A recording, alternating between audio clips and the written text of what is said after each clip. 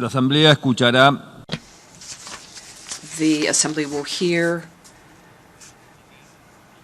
an address by the Prime Minister of the Islamic Republic of Pakistan, His Excellency Imran Khan. May I request protocol to escort His Excellency? I have great pleasure in welcoming His Excellency Prime Minister of the Islamic Republic of Pakistan, and I invite him to address the General Assembly. Bismillah ar-Rahman ar-Rahim. Iyyaka na'budu wa iyyaka nasta'in. Mr. President, Honorable Secretary General, Excellencies, ladies and gentlemen, I feel honored today to represent my country at this forum of world leaders, where we have a chance to discuss problems that the world is facing. I want to talk about a lot of problems, but just 4 today. And I especially came to this forum despite a difficult time in my country, facing challenges. I would not have come, but because I feel that there are some very urgent problems which the world must address. So first of all, I start with climate change. So many leaders have talked about climate change. But Mr. President,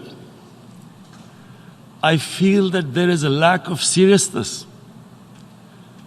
Perhaps world leaders some of the leaders who can do a lot, do not realize the urgency of the situation.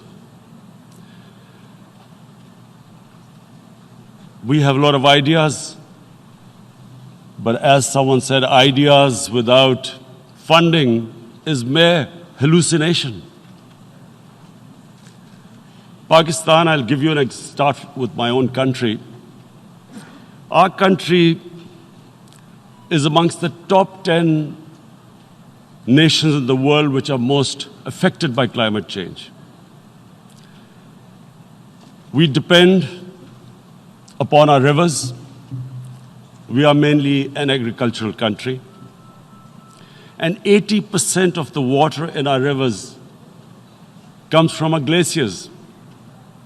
The glaciers, not just on the Pakistani side, even India.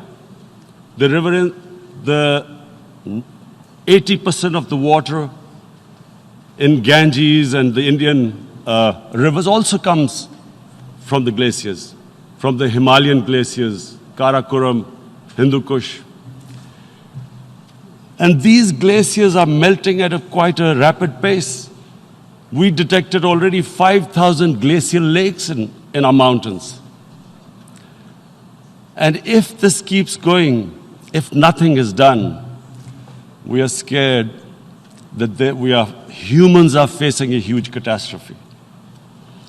In my country, when my party came to power in the province of KP, we planted 1 billion trees in 5 years. Now we've set ourselves a target of 10 billion trees in Pakistan.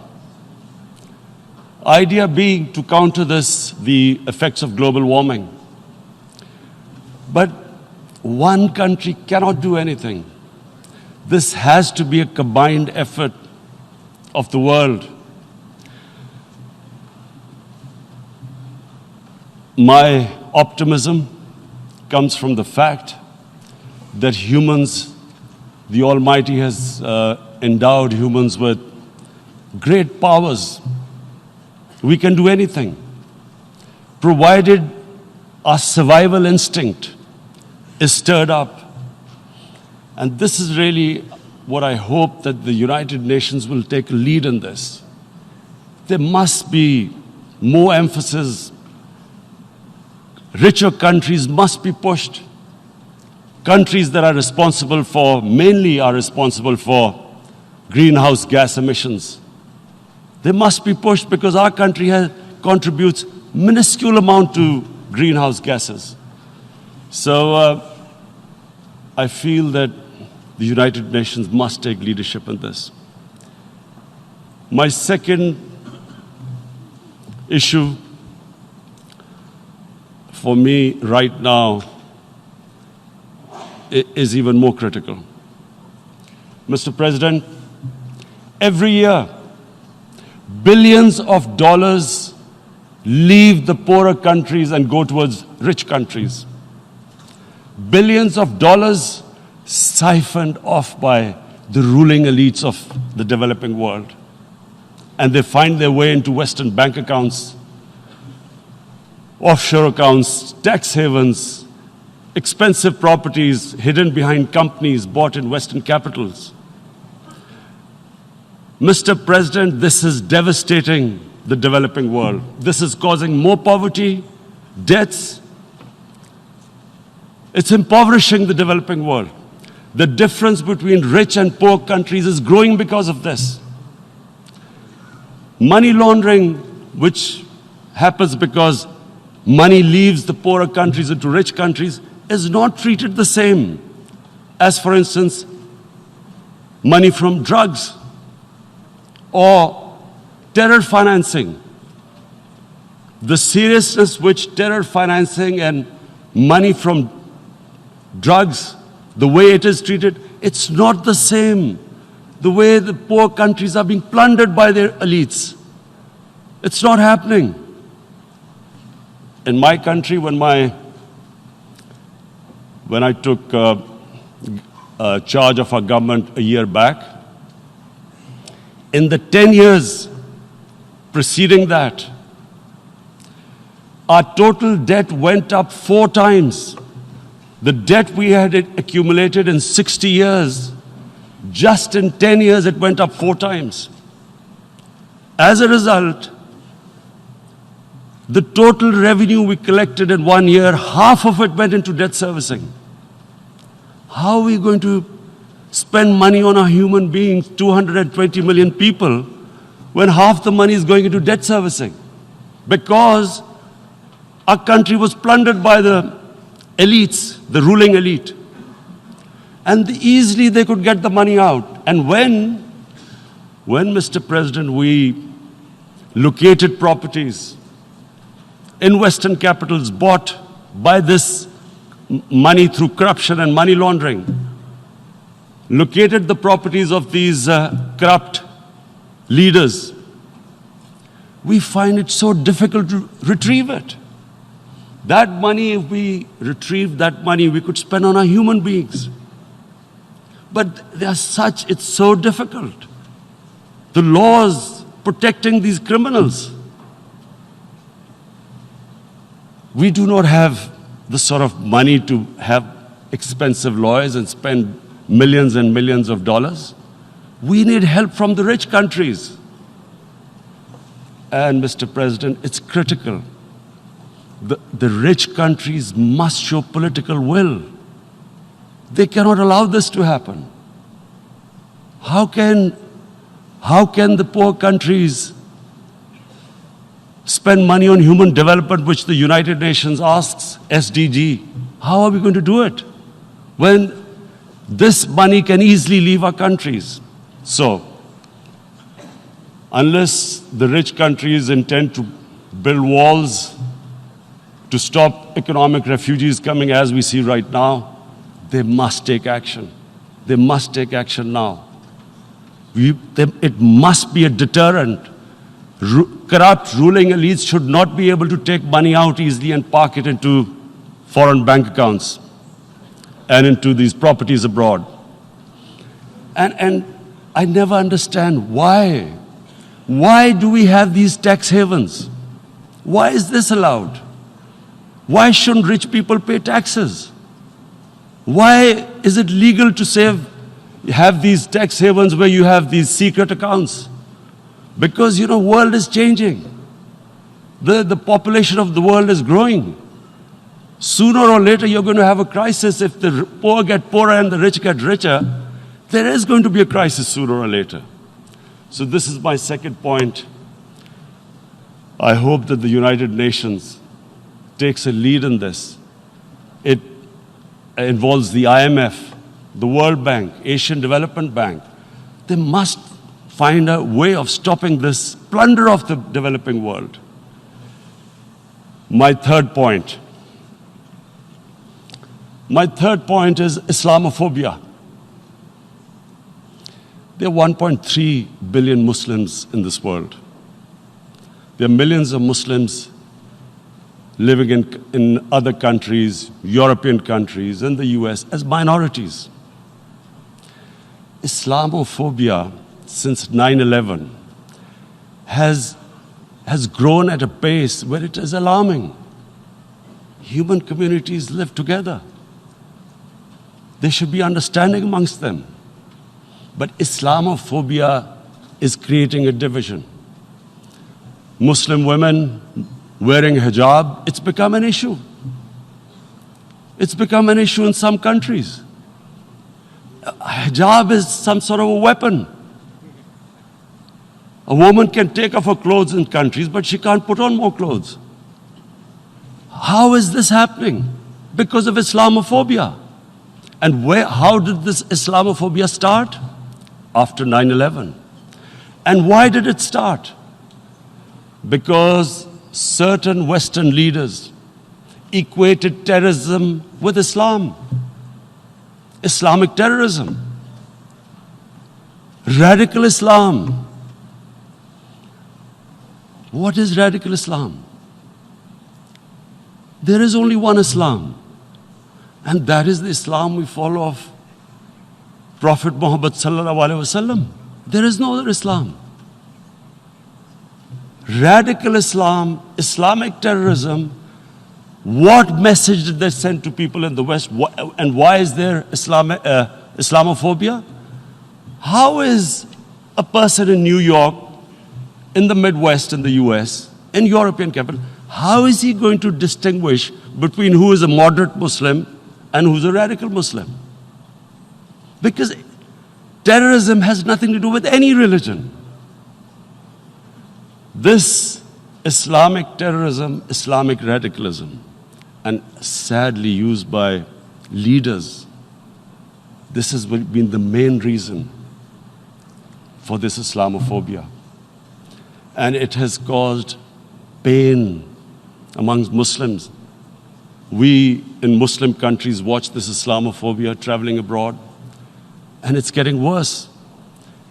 And may I just say, Mr. President, that in European countries, it is marginalizing Muslim communities. And we all know that marginalization leads to radicalization. Some of the people who ended up as militants in Syria and other places were from marginalized Muslim communities. And my point here is that we must address this issue. I'm sad to say that we Muslim leaders have not addressed this issue either. After 9/11, when this thing came about war against radical Islam, rather than Muslim leaders trying to explain to the West that there is no such thing as radical Islam, in all human communities, they are radicals. They're liberals and rest are moderate. All human communities, Christians, Jews, everyone has it. But Islam is not radical, neither Judaism, neither Christianity, neither Hinduism. No religion preaches radicalism. The basis of all religion is compassion and justice, which differentiates us from the animal kingdom. But unfortunately, the Muslim leadership was so scared of being called radical Islam that all of them became moderates. In Pakistan, we were in the eye of the storm, and our government coined a phrase called enlightened moderation. No one knows what it meant. But everyone started putting on Western suits that they were moderates, started speaking. Even those who didn't know English would speak English because they were moderates. No one had a clue what it was. Because we, in the Muslim world, did not explain to the West that there is no such thing as radical Islam. One of the reasons why after 9/11 Islam was supposed to be equated with terrorism was suicide attacks. Because the 9/11 bombers did a suicide attack, all sorts of theories came up that the Muslims are involved in suicide attacks because they will get virgin in heavens. Some came up with, what about women, suicide attackers? So this bizarre thing happened. No one explained. Suicide attacks and Islam were equated. No one did research that before 9/11, the majority of suicide attacks in the world were by Tamil tigers, who were Hindus. No one blamed Hinduism, and quite rightly. What has Hinduism got to do with what desperate people were doing in Sri Lanka? We all know we've seen films about Japanese kamikaze pilots at the end of the Second World War doing suicide attacks. No one blamed the religion. But here we were trying to prove we were moderates and not explaining to the West. But the most important thing I wanted to say here today, in explaining this Islamophobia, Mr. President, and I feel it's very important because I've spent, because of I played professional sport in England, I spent a lot of time there. So I know how the Western mind works and how West views religion. So where the misunderstanding about Islam came. And one of the reasons it caused Islamophobia. That was, in 1989, this book was published, maligning, insulting, ridiculing our Prophet Muhammad sallallahu alaihi wasallam. And there was a reaction in the Muslim world. The West couldn't understand what was the problem. Because in the West, because I have spent so much time in the West, religion is perceived completely differently. They don't look upon religion like we do. And so, Islam was supposed to be an intolerant religion. It was against freedom of expression. And Islam took a real beating 30 years ago. I still remember it became a watershed. And every 2 or 3 years, someone would malign our Prophet, peace be upon him. There would be a reaction by the Muslims. And again, it was Islam, an intolerant religion. Again, this time, I blame a certain section of the people in the West who deliberately provoked this, knowing the impact it would have. But the majority of the people in the West didn't understand. This is where, again, Muslim leadership let the Muslims down. We should have explained to them what our Prophet, peace be upon him, means to us. So in 1 minute, I'll try and explain what he means to us. Our Prophet was the witness to the divine book, the Holy Quran. The Holy Quran is the book of guidance for Muslims, and the Prophet's life was living the Quran. He was an example of what the Quran guided us to be. So he is the ideal we all try to get to. The Prophet created the state of Medina, the first state in Islam. That state was the basis of a Muslim civilization which became the predominant civilization for the next 700 years. And what was that state? I hear such strange things about Islam, that it is against women, it's against minorities. The first state of Islam in Medina, it was the first time a welfare state was set up. The state took responsibility of the weak, widows, orphans, poor people, handicapped. It taxed the rich, spent the money on the poor. The state announced that all human beings are children of Adam, hence equal, whatever the color of their skin. The state announced, the Prophet announced that, and slavery, the whole system depended on slavery as it did for many years in the Western societies. The Prophet said that one of the greatest deeds is to free a slave. But because the society depended on slavery, he said, but if you have to, treat them as an equal member of the family. And as a result, something happened in a Muslim world which hasn't happened in any other civilization. Slave dynasties appeared. Slaves became kings. The Mamluks, slaves who ruled Egypt. In India, there were slave dynasties. And then, with minorities, again, you hear that Islam is supposed to be against minorities. Let me just make this clear. In Islam, the Prophet announced that everyone was free to practice his religion.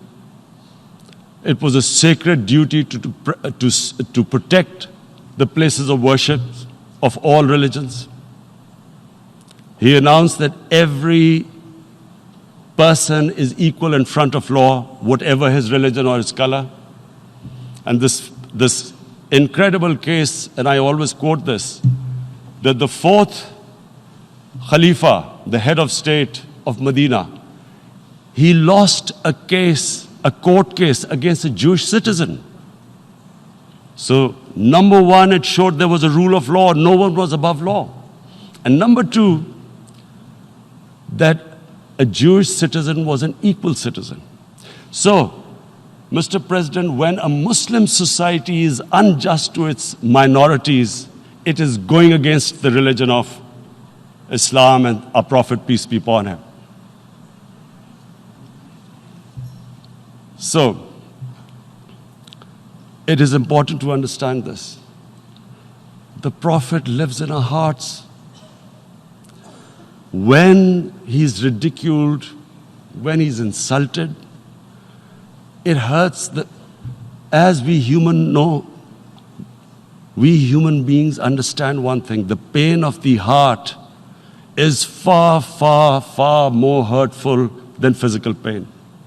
And that's why the Muslims react.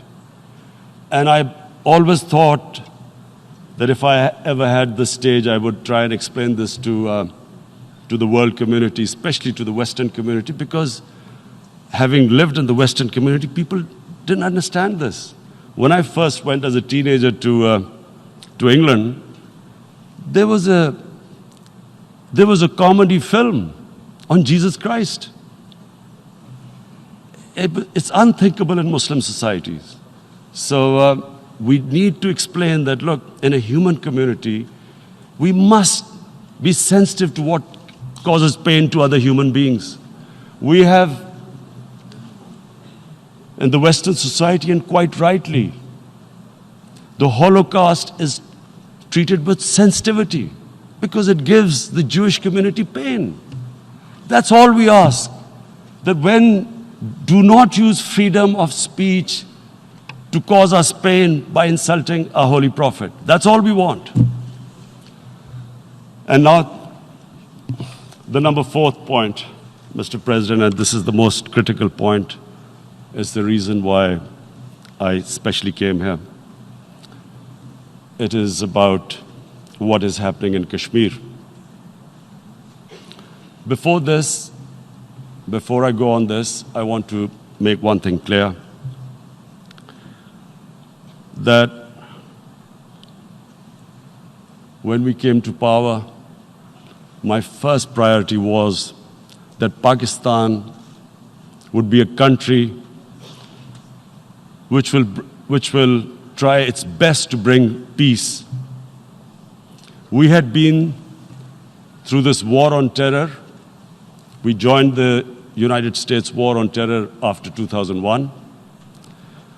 And Pakistan went through one of its worst periods where 70,000 Pakistanis died and over 150 billion was lost to our economy. And Mr. President, I opposed the war because in the 80s, Pakistan had joined the Western countries in what was the freedom struggle then in Afghanistan against the Soviets. And it was funded by the Western countries. These Mujahideen groups, which were treated in guerrilla warfare, were trained by Pakistan Army, funded by the Western countries, and especially US, and they waged what was a freedom struggle in Afghanistan. The Soviets called them terrorists. We called them freedom fighters. 1989, the Soviets retreated. The Americans packed up and left. Pakistan was left with these groups. Come 9/11, Pakistan joined the United States in this war on terror. And now our government was supposed to, the reason why I opposed joining this war, because here we had indoctrinated them in jihad, meaning freedom struggle against foreign occupation. Now, because we had joined the US and the US had occupied Afghanistan, now we were supposed to tell them that no, this is not freedom struggle and jihad, it's terrorism. So that's why I tried to tell then government that, stay neutral because you will have leverage over them. You will be able to control them. But if you join them, you become collaborators and they will attack you, which is what happened. They turned against us. We went through a nightmare. 70,000 people killed in a war we had nothing to do with. No Pakistani was involved in 9/11. Taliban were in Afghanistan. Al-Qaeda was in Afghanistan. What had we to do with it? 70,000 Pakistanis died. So when we came to power, we decided that we would dismantle what was left of these groups. And this decision was taken not just by us, but by all the political parties in Pakistan. Unfortunately, they didn't implement it. So we came to power, we decided to implement it, and we dismantled whatever was left of the groups. And I know that India keeps accusing us that there are these groups there. I would like the United Nations to send observers, see for themselves what we've done. No Pakistani government would have dared to do this because it would have created strife. But we decided that there would be no militant organizations in Pakistan. So I need to give you this background and to what I'm going to say later on. And secondly, we started mending fences. I invited the Afghan president. We developed a relationship with Afghanistan. We had problems with Iran. We mended fences there. And then India. Now let me just give you a little background about my relationship with India. Because of cricket, and cricket being it's a passion in the subcontinent, I had great following in India. I have friends in India. And I loved going to India. So immediately, when my party came to power, the first thing we did was to immediately reach out to India. And I spoke to President Modi and I said, look, we have similar problems. Climate change, poverty, let's get together. Let's resolve our differences through trade. Let's build a relationship on trust. Prime Minister Modi told me that, there were terrorist attacks from Pakistan. I said, we have problems with you. There are terrorist attacks which we know are instigated by India in Balochistan. We caught a spy, Kulbhushan Yadav, who admitted what the sabotage going on in Karachi and Balochistan. So we said, look, let's leave that behind. Let's move forward. Our main priority should be our people. The highest number of poor people live in the Indian subcontinent. Unfortunately, didn't make any headways. Our foreign ministers were supposed to meet on this in the UNGA last year. India cancelled it. We thought that it's their election coming up. It's a nationalist, ultra-nationalist party. It doesn't want to cozy up to Pakistan. So we thought, okay, we'll wait till the elections.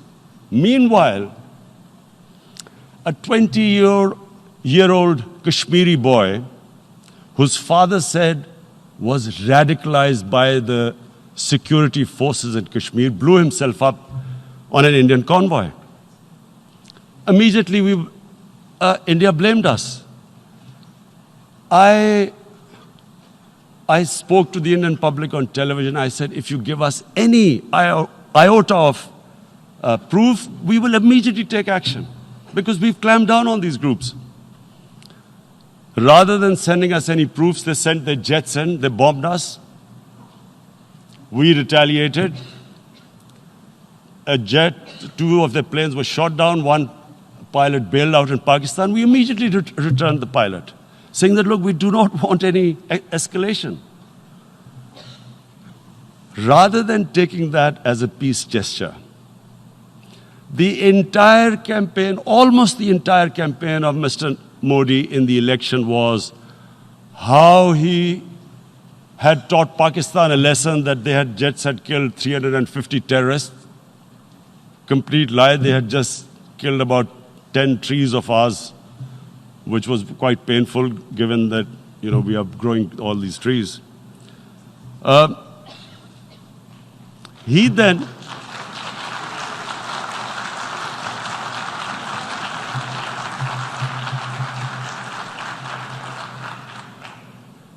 the election campaign, Mr. Modi used words like, this is just a trailer, the movie is about to start. I went into Pakistan and taught them a lesson. This was the election campaign. Okay, so we thought, us politicians make all these statements to win elections. So, okay, after elections, we'll get back to our normal relationship. Well, the moment the elections ended, we approached India, no response, but then we discovered they were trying to push us in the FATF blacklist to bankrupt us. That's when we realized there was an agenda. And that agenda became obvious on the 5th August when India went against 11 United Nations Security Council resolutions, which say that Kashmir is a disputed territory and the people of Kashmir have the right of self-determination. They went against that.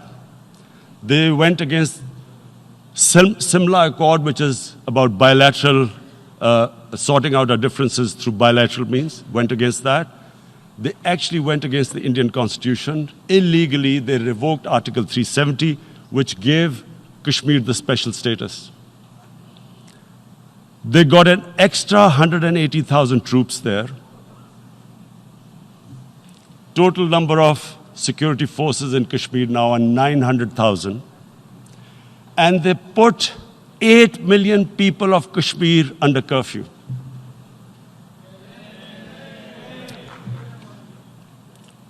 Mr. President, now I just briefly want to make the people understand, how can anyone do something like this? And for that, I have to explain to you what is RSS. RSS,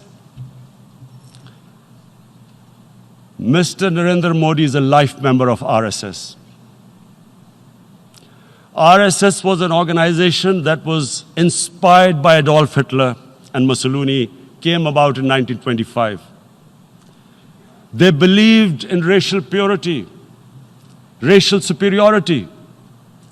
They also believed they were an Aryan race like the Nazi believed they were an Aryan race. All that I'm saying can be verified. This is the time of information revolution. You can Google all this, what I'm saying. But it is very important for me to explain this to you so you know what is happening in India. This RSS believed in the ethnic cleansing of Muslims from India.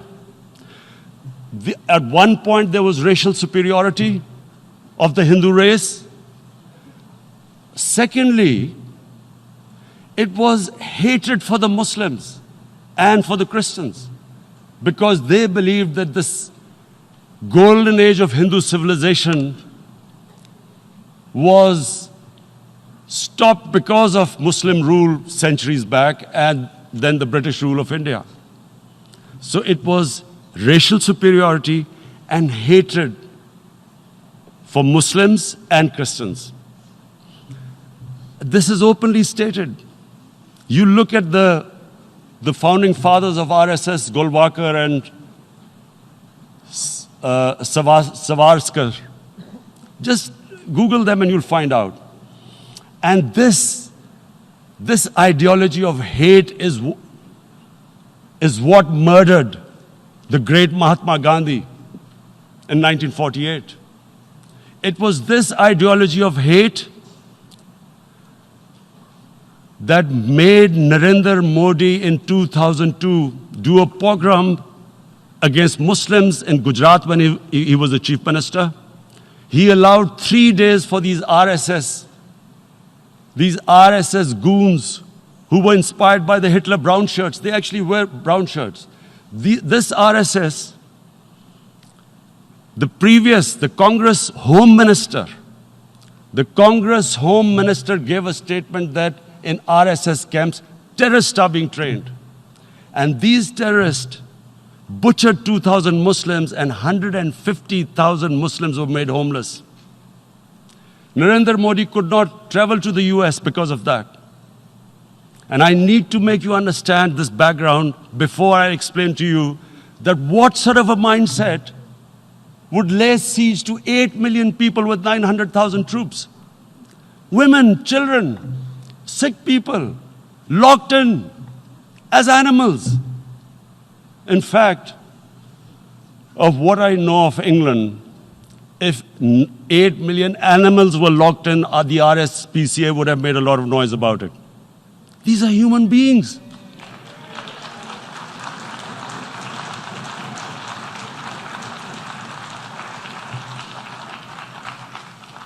And Mr. President, what comes with racial superiority, these illusions of Aryan superior race, is arrogance.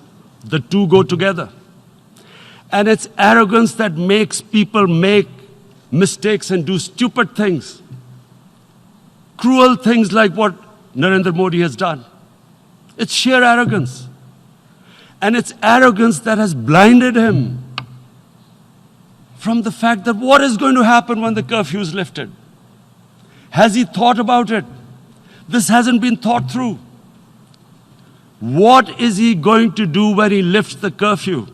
Does he think that people of Kashmir will quietly accept the status quo because India has changed the constitution and taken away the special status? They'll accept that? Mr. President, 100,000 Kashmiris have died in the past 30 years because they were denied the right given by the United Nations, the right for self-determination. 100,000 have died and 11,000 women have been raped. There are two United Nations human rights reports on this. The world hasn't done anything because India is a huge market, 1.2 billion people. Sadly, the material prevails over the human. But this has serious consequences. Again, I repeat, that's why I'm here. Look,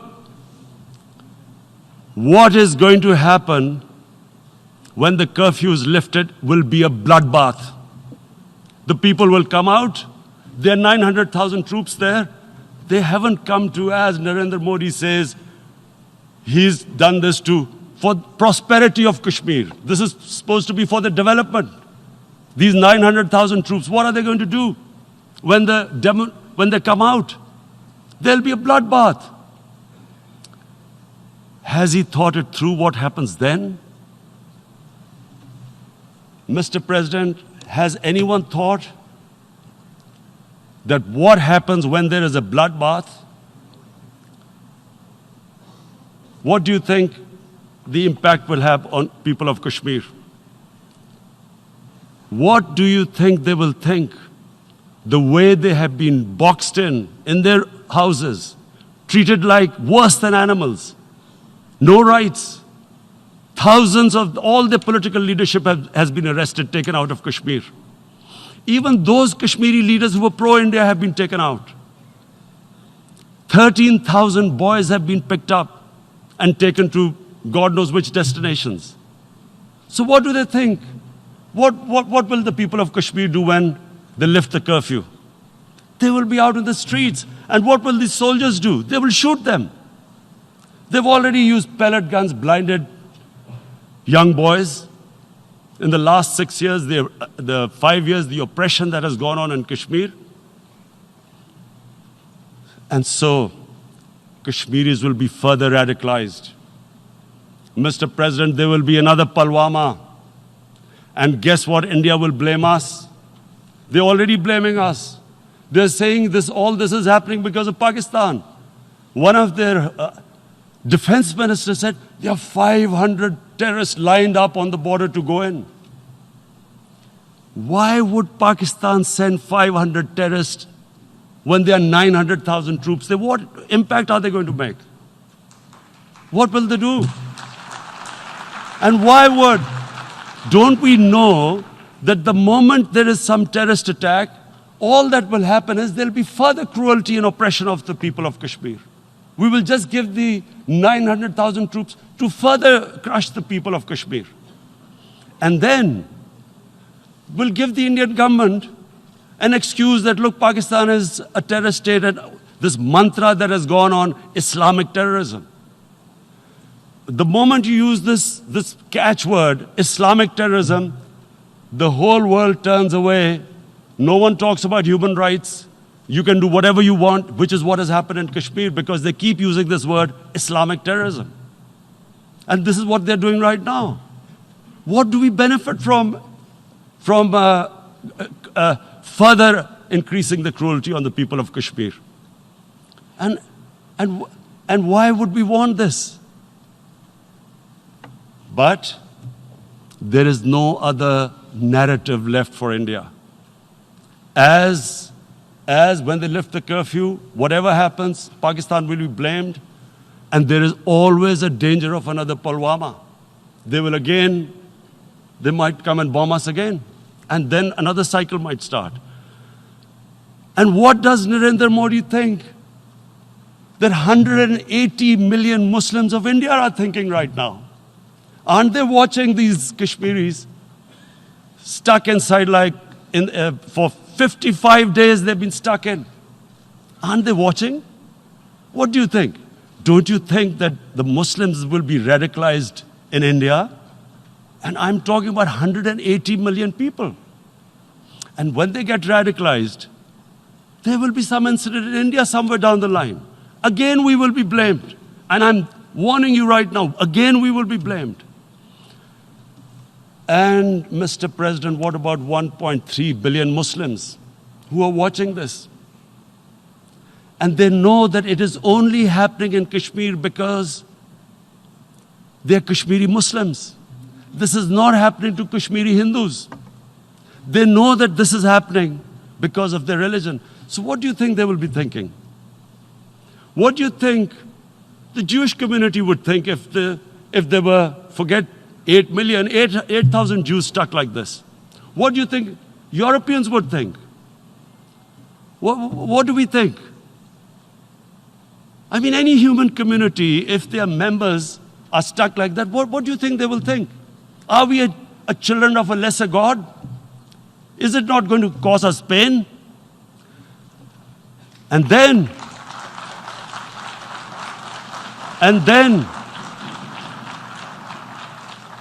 I'll tell you what will happen. People will, in the 1.3 billion Muslims, someone will pick up arms.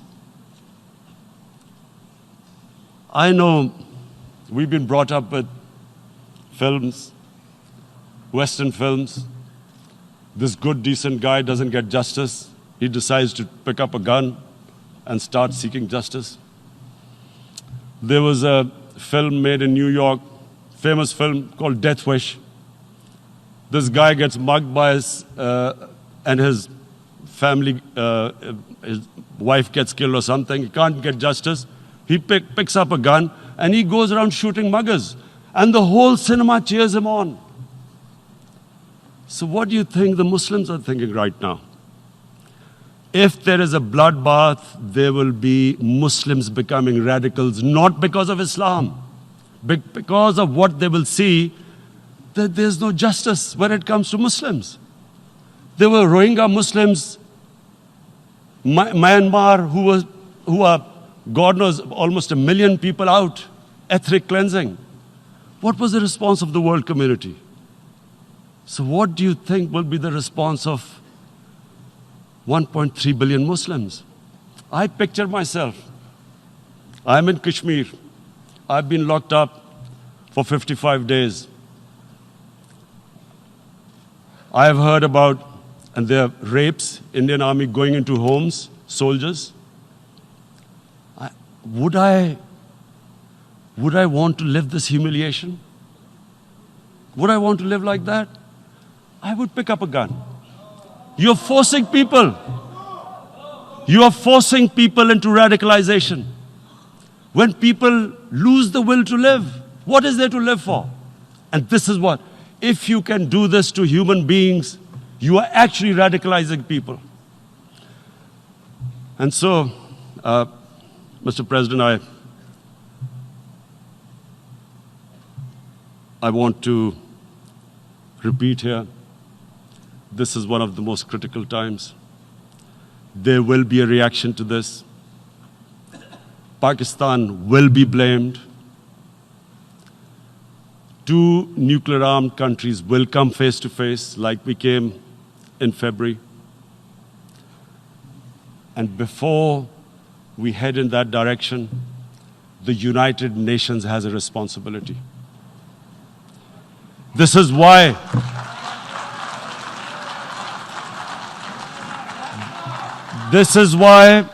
the United Nations came into being in 1945. You were supposed to stop this happening.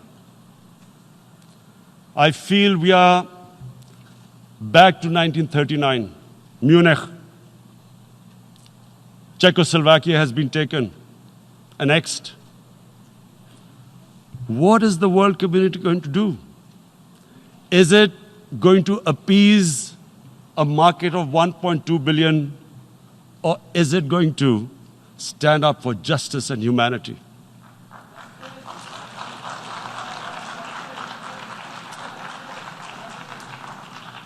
If this goes wrong, you hope for the best, but be prepared for the worst.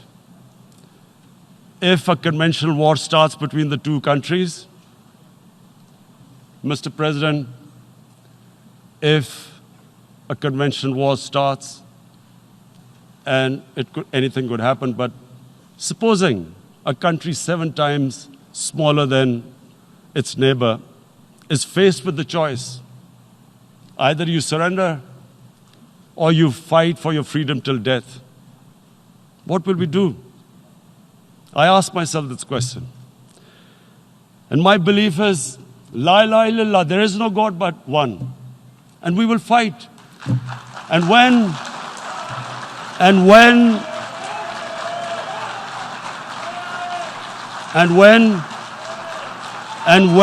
a nuclear-armed country fights to the end, it will have consequences far beyond the borders.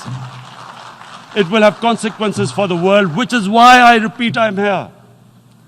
Because I'm warning you, it's not a threat. It's a fair worry that where are we headed? And I've come here to tell the UN, you've got to, this is a test for the United Nations. You are the one who guaranteed the people of Kashmir the right of self-determination. They are suffering because of that. And this is the time. This is the time not to appease like in 1939 appeasement took place. This is the time to take action. And number 1 action must be that India must lift this inhuman curfew, which has lasted for 55 days. It must free all political prisoners, and especially those 13,000 boys that have been picked up. Parents don't know where they've disappeared. And then the world community must give the people of Kashmir their right of self-determination. Thank you.